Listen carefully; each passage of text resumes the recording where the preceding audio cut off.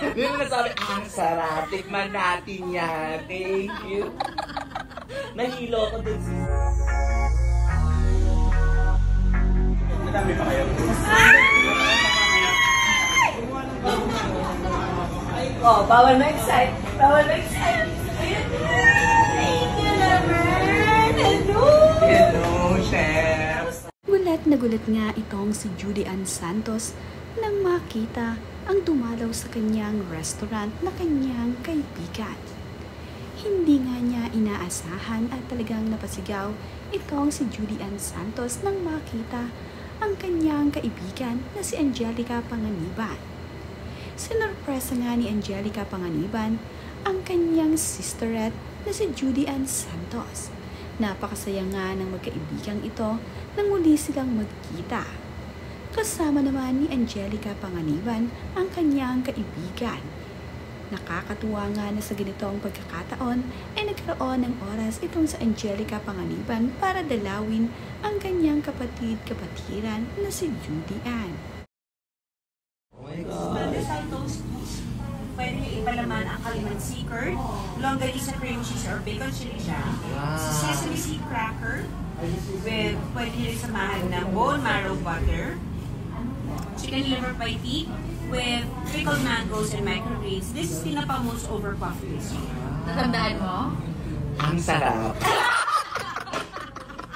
Hindi mo nasabi, ang sarap. Tikman natin yan. Thank you. Nahilo ko dun sis. Masaya nga itong si Angelica Panganiban at Judy Ann Santos. Sa wakas nga ay natikman na rin ni Angelica Panganiban kung ano ang isiniserve sa restaurant ni Judy Ann Santos na Angry Dobo.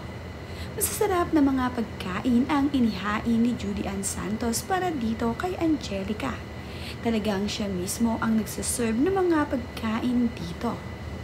Mayroon ding mga customer na naririto habang nandito itong si Angelica Panganiban.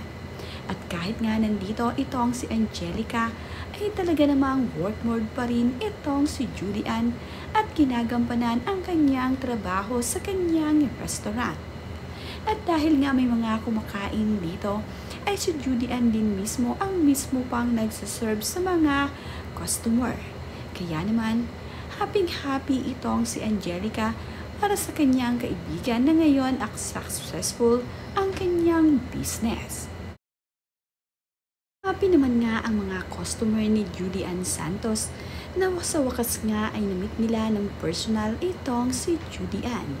Isa rin nga sa mga dinarayo nila dito ay makita ng personal na nagsaserve itong si Judy Ann Santos sa kanyang mga customer.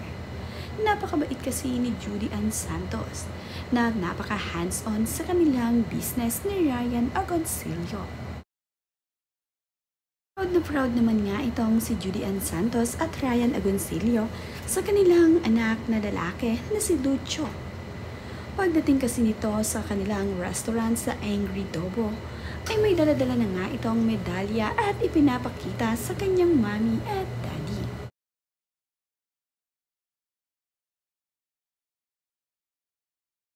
Our son, nag-football siya today, Xavier Cup football. So, as part of the Stallions team, nag-champion sila doon sa Xavier Cup. Takaw naman ito. Naglaro nga raw ng football itong si Kuya Lucho. At dahil nga sa magaling ang batang itong maglaro ng football, ay nakakuha nga ito ng medalya na kanyang ipinapakita sa kanyang magulang. Sobrang saya naman nga at proud na proud itong si Judy Ann Santos sa award na nakuha ng kanyang anak. Isang napakagandang medalya na talaga namang ipinlex ni Judy Ann Santos sa social media. Niyakap at hinalikan din siya ng kanyang anak na si Lucho matapos niyang batiin ito.